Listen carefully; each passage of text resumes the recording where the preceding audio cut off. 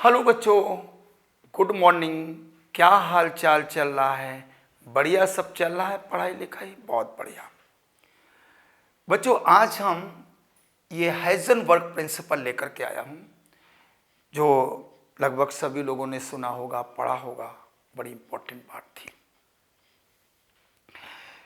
बच्चों, बोहर्स ने अपना एक एटॉमिक मॉडल दिया, रदरफोर्ड ने भी दिया, लेकिन जब डी ब्रॉगली और हाइजेनबर्ग ने एक बात कह दिया और उस बात से सब उलटफेर हो गया, बोहर्स का मॉडल भी डिस्टर्ब हो गया, रदरफोर्ड का मॉडल भी डिस्टर्बेंस हो गया, सब डिस्टर्ब हो गए। ऐसी बात कह दिया। क्या कहा था? डी ब्रॉगली और हाइजेनबर्ग ने ये कहा कि electron must have wave as well as particle nature, मतलब इलेक्ट्रॉन में वेव नेचर है। और बोहर ने क्या किया था? बोहर ने इसे पार्टिकल मान करके सारी चीजों को एक्सप्लेन कर दिया था। यह भी बताया कि इलेक्ट्रॉन न्यूक्लियस से कितनी डिस्टेंस पे है, कितनी वेलोसिटी से घूम रहा है, कितनी काइनेटिक एनर्जी है, कितनी पोटेंशियल एनर्जी है, यानी मेन पोजीशन और वेलोसिटी को डिटरमाइन कर दिया था। इलेक्ट्रॉन की पोजीशन और वेलोसिटी दोनों को इन्होंने डिटरमाइन कर दिया था। किसने? बोहर ने। लेकिन जब डी ब्रॉगली और हाइजेनबर्ग आए, हाइजेनबर्ग ने 1927 में अपना कंसेप्ट बताया।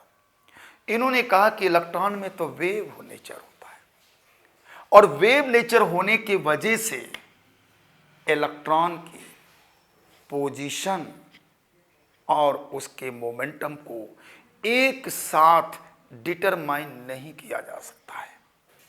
हालांकि हाइजेनबर्ग ने कोई इलेक्ट्रॉन की बात नहीं कही, इन्होंने माइक्रोस्कोपिक मूविंग पार्टिकल की बात कही।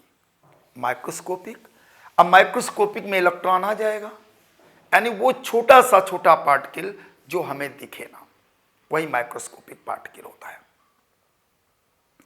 तो इन्होंने कहा, इन्होंने बात बताई, क्या बताया कि according to Heisenberg it is impossible to determine simultaneously the position and momentum of moving microscopic particle. Microscopic particle अगर मूव कर रहा है तो उसके मोमेंटम और उसके पोजीशन को एक साथ हम डिटरमाइन नहीं कर सकते हैं। अगर पोजीशन को एक्यूरेट मेजर करेंगे तो मोमेंटम, ये सुनिए, ये पोजीशन और मोमेंटम हो गया। अगर पोजीशन को हम एक्यूरेट मेजर करेंगे तो ये हमारा अनसर्टेनिटी हो जाएगा, और अगर इसको मेजर करेंगे एक्यूरेट तो ये हमारा अनसर्टेनिटी हो जाएगा। मतलब दोनों एक साथ नहीं डिटरमाइन कर सकते हो। यही है हाइजेनबर्ग का प्रिंसिपल। और ये क्यों? क्योंकि इलेक्ट्रॉन एक वेव नेचर को शो करता है। वेव नेचर की वजह से ऐसा होता है।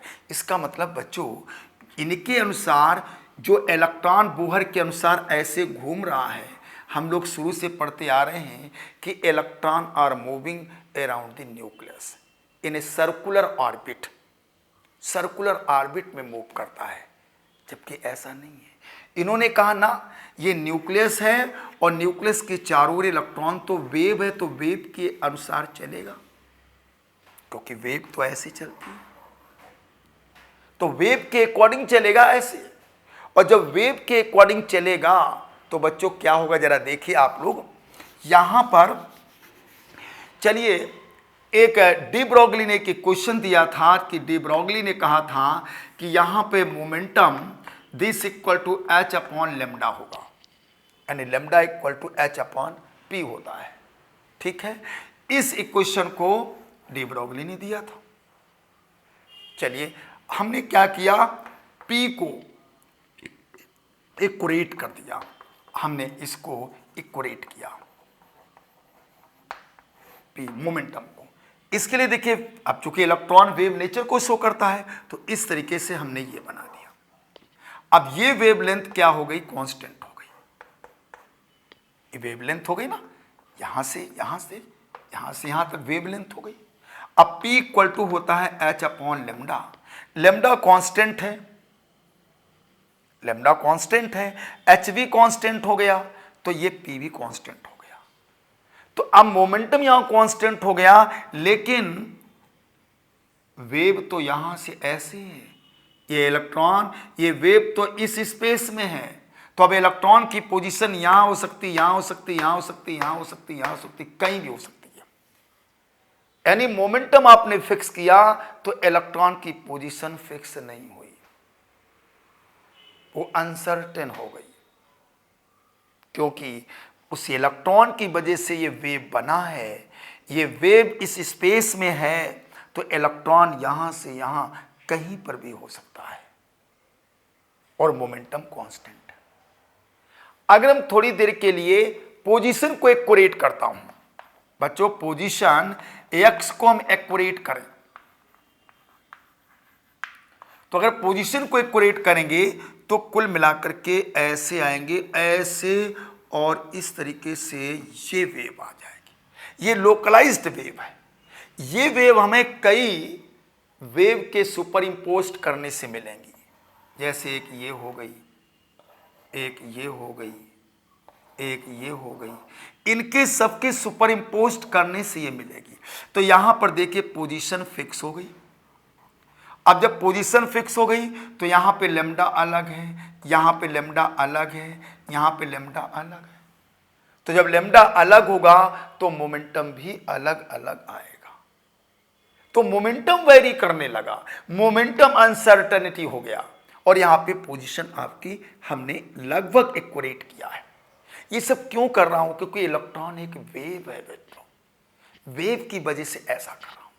और हेजनबर्ग ने एक प्रिंसिपल दिया, इन्होंने कहा एक्स और यहां पे डेल्टा पी, इन दोनों का मल्टीप्लिकेशन में भी greater or equal H upon 4 पाई। इस रिलेशनशिप को इन्होंने हेजनबर्ग ने दिया था। ये क्या है? अनसर्टेनिटी पोजीशन ऑफ इलेक्ट्रॉन, ये अनसर्टेनिटी मोमेंटम है, या एरर कह सकते हो। अब मान लीजिए एक की एरर 0 हो गई, आपने इक्यूरेट नाप लिया, पोजीशन इक्यूरेट हो गई, तो पोजीशन इक्यूरेट होने का मतलब अनसर्टेनिटी 0 हो गई, अर्थात डेल्टा एक्स की वैल्यू 0। और 0 जब रखोगे और ये नीचे जाएगा और 0 से डिवाइड करोगे तो डेल्टा पी की वैल्यू इन्फिनिट आ जाएगी, अनंत आ जाएगी। और इसी तरीके से अगर हम इसको 0 कर देंगे तो पोजीशन भी इन्फिनिट आ जाएगा। यही हाइजेनबर्ग प्रिंसिपल है। हाइजेनबर्ग प्रिंसिपल में यही कहा गया कि जब इलेक्ट्रॉन वेव को शो करेगा तो इसका मतलब हम उसकी पोजीशन और उसके मोमेंटम को एक साथ एक्यूरेट मेजर नहीं कर सकते हैं। अगर हम मोमेंटम को मेजर करेंगे तो पोजीशन आपकी अनसर्टेन हो जाएगी, और अगर पोजीशन को मेजर करेंगे तो उसका मोमेंटम अनसर्टेन हो जाएगा। और इस इक्वेशन को हाइजेनबर्ग ने दिया था। तो बहुत बहुत इंपॉर्टेंट है। मैंने आप लोगों को काफ़ी कुछ चीज़ें समझाई, लेकिन और भी आपको डिटेल में हाइजेनबर्ग अनसर्टेनिटी प्रिंसिपल के बारे में अगर जानना है, सीखना है, तो आपको डाउनलोड करना पड़ेगा P² केमिस्ट्री, जिसमें इसके बारे में बहुत सारी चीज़ों को दिया गया है, जिसका लिंक मैंने डिस्क्रिप्शन बॉक्स में दे दिया है, वहाँ से आप लोग इसे डाउनलोड कर सकते हैं। Okay, thank you very much. पढ़ाई करते रहो और आगे बढ़ते रहो।